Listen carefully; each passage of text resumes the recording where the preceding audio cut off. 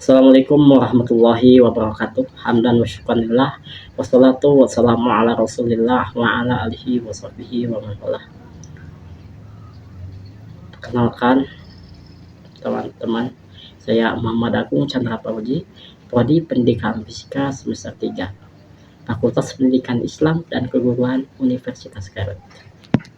Alhamdulillah, pada kesempatan kali ini saya akan mempresentasikan tentang manajemen mutu pendidikan.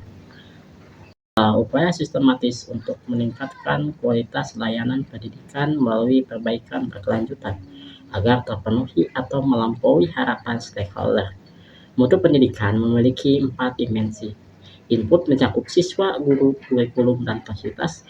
Proses meliputi pembelajaran, manajemen, dan kultur sekolah. Output adalah prestasi akademik dan non-akademik. Outcome adalah dampak jangka panjang lulusan di masyarakat.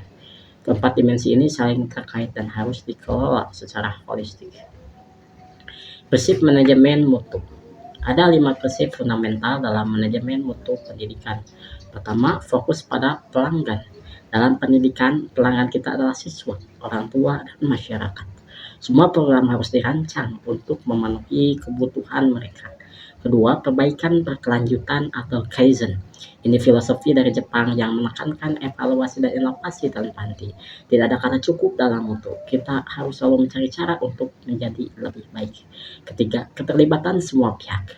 Mutu bukan hanya tanggung jawab kepala sekolah atau guru senior. Semua guru, staf, bahkan siswa dan komite sekolah harus berperan aktif. Keempat, berbasis data. Keputusan tidak boleh berdasarkan asumsi atau feeling semata. Kita perlu fakta, angka, dan analisis yang valid. Kelima, kepemimpinan yang kuat. Tanpa visi yang jelas dan komitmen dari manajemen puncak, program mutu tidak akan berjalan efektif.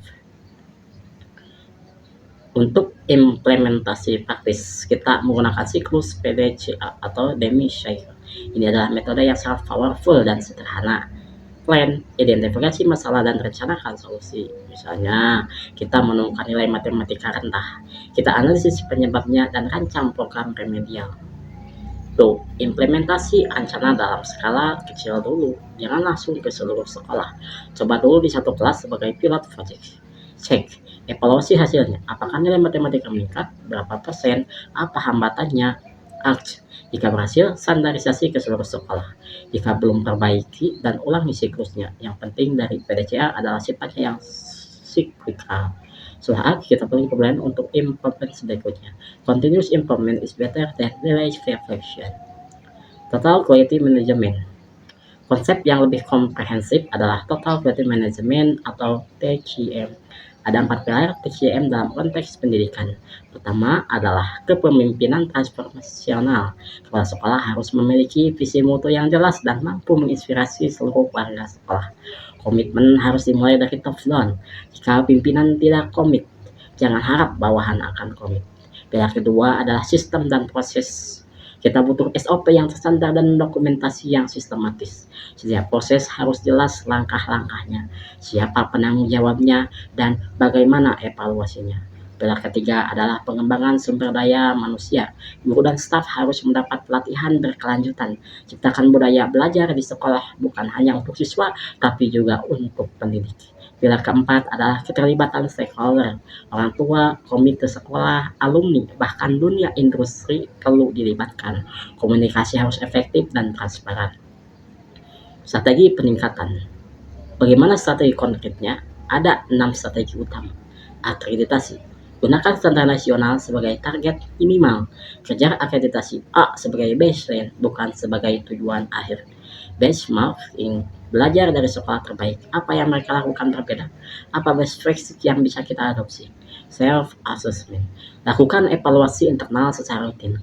Tidak menunggu akreditasi atau visitasi. Kejujuran dalam self-assessment sangat penting. Quality assurance. Bangun sistem penjamin mutu yang terstruktur dengan tim khusus yang memonitor dan mengevaluasi customer satisfaction. Survei kepuasan stakeholder secara berkala. Dengarkan feedback mereka baik yang positif maupun kritik. Innovation. Jangan takut bereksperimen. Lakukan pilot project untuk ide-ide baru. Kegagalan adalah bagian dari proses belajar. Landasan Al-Quran. Sebelum kita simpulkan, mari kita lihat landasan spiritual dari manajemen mutu ini. Allah SWT berfirman yang artinya, sesungguhnya Allah tidak akan mengubah keadaan suatu kaum hingga mereka mengubah apa yang ada pada diri mereka sendiri. Ayat ini sangat relevan dengan manajemen mutu pendidikan. Pertama, perubahan mutu dimulai dari diri sendiri, dari self improvement. Sebelum kita mengubah sistem, kita harus mengubah mindset dan perilaku kita sendiri. Kedua, continuous improvement adalah sunnatullah. Allah tidak mengubah keadaan secara instan. Perubahan memerlukan proses, usaha, dan konsistensi. Ketiga, komitmen internal mendahului hasil eksternal. Kita tidak bisa mengharapkan mutu pendidikan meningkat jika kita sendiri tidak berubah, tidak belajar, tidak berinovasi. Keempat, ini adalah tanggung jawab kolektif kaum. Dalam ayat ini merujuk kepada kelompok. Perubahan mutu adalah tanggung jawab bersama seluruh warga sekolah. Ayat ini mengingatkan kita bahwa mutu pendidikan bukan hanya soal teknis manajemen, tapi juga soal komitmen spiritual dan moral kita sebagai pendidik. Kesimpulan, mari kita simpulkan, mutu pendidikan adalah tanggung jawab bersama, bukan hanya kepala sekolah atau dinas. Mutu memerlukan sistem yang terstruktur, komitmen yang konsisten, dan perbaikan yang berkelanjutan. PDCA memberikan kita alat praktis untuk improvement, sementara TKIM memberikan framework komprehensif. Kepemimpinan adalah kunci dalam transformasi mutu, dan yang terpenting seperti firman Allah tadi, perubahan dimulai dari dalam diri kita sendiri. Sebelum kita menuntut mutu dari sistem, tanyakan dulu, apakah kita sudah bermutu sebagai individu? John Ruskin pernah berkata, quality is never an accident, it's always the result of intelligent effort. Mutu bukan kebetulan, tapi hasil dari usaha yang cerdas dan konsisten.